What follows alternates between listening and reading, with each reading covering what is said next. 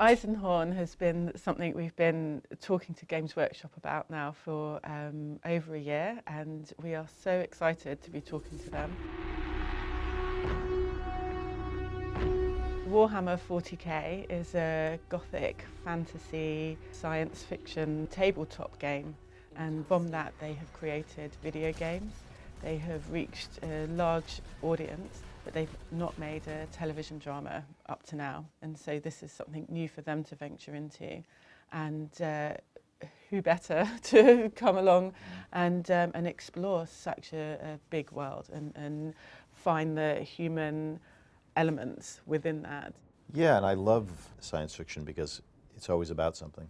You know, there's always a reason you're telling that story. There are ideas at play and that make you think, and those are my favorite kinds of stories, the ones that are entertaining and emotional, but after it's over, they leave you with something. You feel like it's a nutritious meal. You know, you leave with glad you saw it, you spent your time that way. And the challenge with Warhammer 40k is that, as Emily said, it's such a rich, fully developed world. There's a massive fan base that knows it and loves it already. And you must honor them, and you must show that you understand the DNA of this property, and that you're going to deliver on that, while also reaching an audience that knows nothing about it. You've got to serve both masters, and it's such a big world. The first challenge for us was sort of like, how do we begin? What's our point of entry into this? Because it is literally the entire universe.